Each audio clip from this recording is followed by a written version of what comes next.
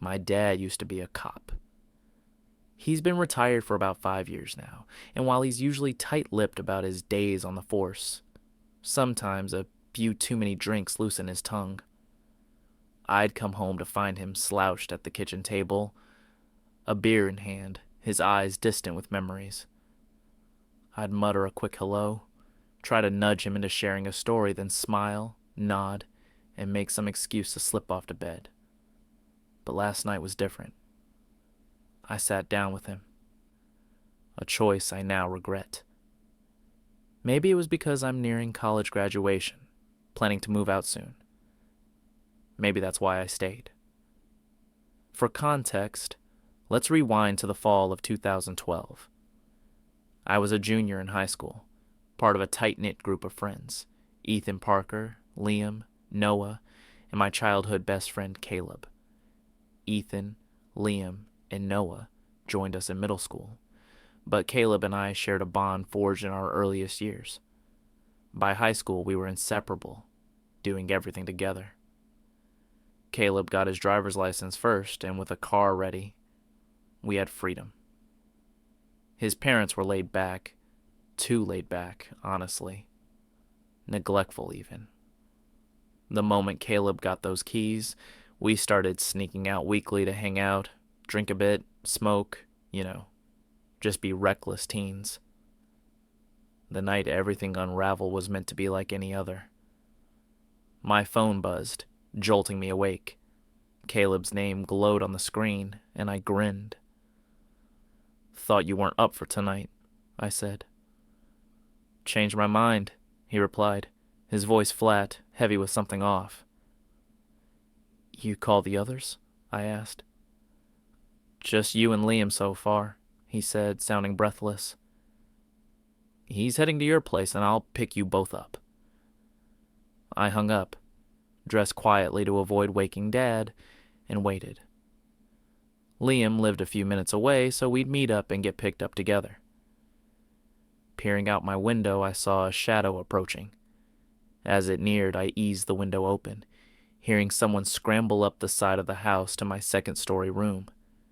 The deck table below made it an easy climb. A fist shot toward me, and I grabbed it. "What the hell, man?" I hissed. Liam's pale face caught the lamplight as he stumbled in. "Sorry, dude," he stammered. "Thought the window was shut." He climbed through, brushing himself off. "Caleb sound weird to you?" he asked. "Yeah," I said. "Probably fought with his folks again. You know how they are." Liam nodded. "They're cool, but sometimes they act like kids who had a kid. Remember when they ditched him at 12, blacked out at a bar, and crashed at a hotel without a word?" I nodded grimly. Caleb's parents were family to me, but their negligence infuriated me. That night, Caleb called me, scared. I urged him to call the cops, but he refused. They strolled in the next morning like nothing happened. Parents like that force you to grow up fast or sink. Liam and I waited 15 minutes until Caleb's headlights pierced the darkness. We slipped out the window, crept through the yard, and piled into the car. I sat in the back between Liam and Noah with Ethan up front. Tapping Caleb's shoulder, I asked, "How we feeling tonight?" He mumbled something I couldn't catch. Ethan glanced back, lips pursed, and shrugged. I leaned to Noah. "Caleb, say what's wrong." "Something about his parents," Noah whispered. "Heard his mom yelling when he called, but I couldn't make it out. She sounded pissed." We headed to our spot, a clearing 2 miles from my house. We'd parked 500 feet from the tree line, leaving the headlights on to light our way, the radio humming softly. After parking, Caleb popped the trunk, revealing 2 cases of beer and a fifth of vodka. "Damn, Caleb," I said, eyebrows raised. "Your parents won't notice a few beers missing, but this, they'll know." He smirked, pulling out plastic shot glasses. "Didn't take this from home, got it from the liquor store." Liam's jaw dropped. fake ID, or did someone buy it for you? Caleb just grinned, saying nothing. My dad being a cop, I felt uneasy if he'd stolen it. But I was 16, sneaking out to drink, so I let it slide.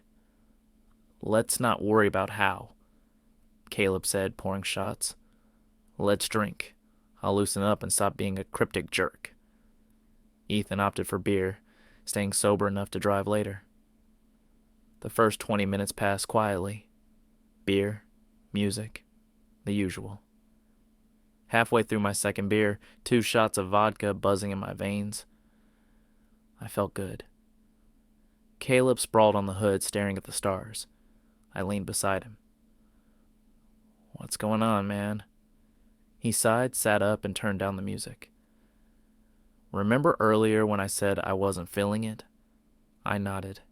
The others gathered closer, except Liam, who wandered toward the woods, muttering about too much beer. I told Mom I'd be at your place till midnight, Caleb said. But I was at the campgrounds with Jessica. She left early. Her grandma's in the hospital, so I got home sooner than expected. He paused, voice tightening. Walked in on my mom with some guy. I nearly choked on my beer. What? Liam called from the shadows. You caught your mom cheating? I asked. Caleb shook his head, taking a swig. Didn't have to tell Dad, he already knew. They've had an open relationship for a year. His voice cracked, tears glinting. Why my parents? I don't care what others do, but why them? I barely spoke to them after. I just left. We stood frozen as Don't Forget Me by Red Hot Chili Peppers started playing. Then a raspy whisper mocked Caleb's words from the woods, loud enough to cut through the low music. We stared into the darkness, hearts pounding. Something moved, Ethan hissed, backing up. Just beyond the headlights. Caleb chuckled darkly. It's Liam. Screwing with us. Noah shook his head. Didn't sound like him. Caleb stormed toward the trees, cursing. I'm gonna kill him. He vanished into the shadows. We called for Liam, but silence answered. Then, shuffling. My pulse raced as the sounds grew louder, joined by a gasping, choking noise. It swelled, then stopped with a sickening thump like a punch, followed by something hitting the ground. Twigs snapped, fading into the distance. The music skipped. Ethan glanced at the car. Caleb's phone's on Bluetooth. If it's skipping, he's moving away. I slid into the driver's seat, cranking the volume. The screen showed no connection. His phone's gone, I said, stepping out. Suddenly, heavy footsteps charged toward us. We scrambled back as a gust of wind roared from the trees, snapping branches.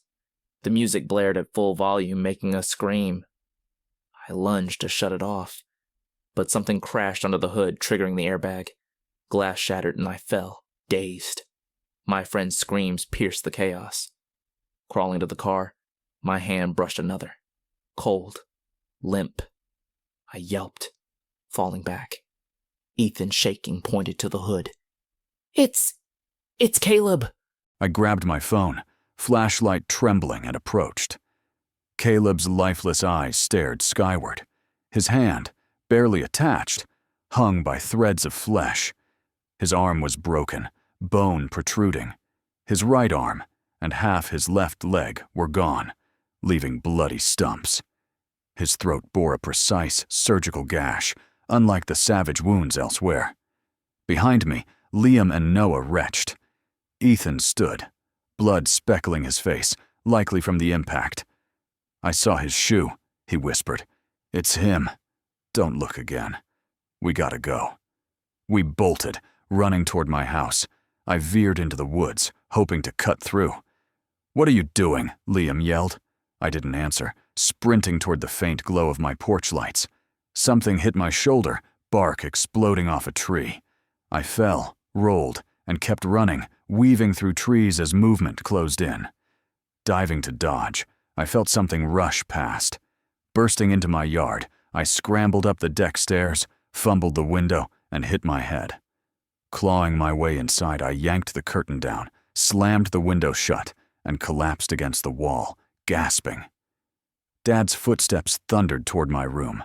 I dove into bed, pulling the covers up, eyes squeezed shut.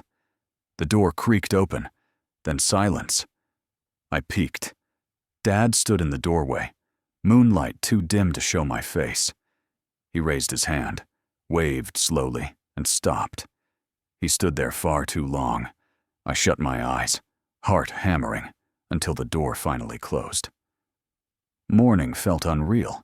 I texted the others. They'd all made it home. Dad left after a call. I knew why, but said nothing. A hunter found Caleb at 7 a.m. The police cordoned off the scene, traced the alcohol to a liquor store Caleb had broken into. They called it a bear attack, hiding the truth to avoid panic. I played devastated for Dad, but grief hit hard once the shock faded. Our group fractured. The secret we carried, too wild to share, isolated us. No one questioned us, but I feared the woods, replacing my curtain to block the view. Dad banned going there alone, but I hadn't gone back, period. Ethan, Liam, and Noah stayed friends, but Caleb's absence left a void. Last night, I faced Dad at the kitchen table, dread knotting my chest. He gripped his beer, stood, grabbed 2 more from the fridge, and slid one to me. "I want to talk about Caleb," he said, voice steady. "I knew you snuck out sometimes. Thought it was harmless as long as you stayed out of trouble. You were a good kid, still are. I figured too much control would push you to worse." My heart stuttered. "How'd you know I was with Caleb that night?" He stared, eyes heavy with sadness. "Heard a crash in your room. Thought you'd just gotten back. Then I heard something else. Running, but not on the roof. On the side of the house. I burst in and saw it." I shook my head. "No way that thing was in my room." "Not in it," he said, "hanging outside, peering through your window." My jaw dropped.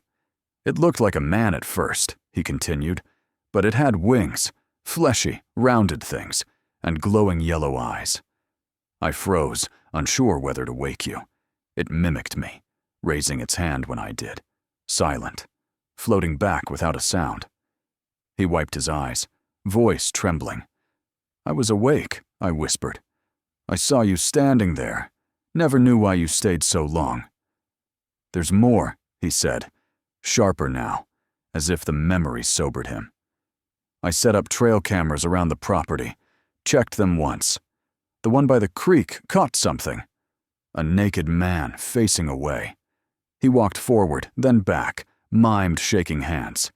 Then his shoulders shook, and wings slid out from slits in his back, his body twisting into something not human. He flew off. I never watched again." He drained his beer, voice soft. "I'm sorry about Caleb. Glad it wasn't you. Sorry if this feels strange to hear." He stood, climbed the stairs, and paused. "Good night, Austin. I love you." I sat, stunned, processing. He'd carried this for years, yet seemed to regret telling me. Morning came, and I felt lucky to have escaped. Or had I? I pulled back my curtain, staring at the moonlit tree line. Was something staring back? That thing, whatever it is, wants to blend in, to mimic us. Could it walk among us, disguised as human? Or does it lurk in the forest, watching, waiting, practicing?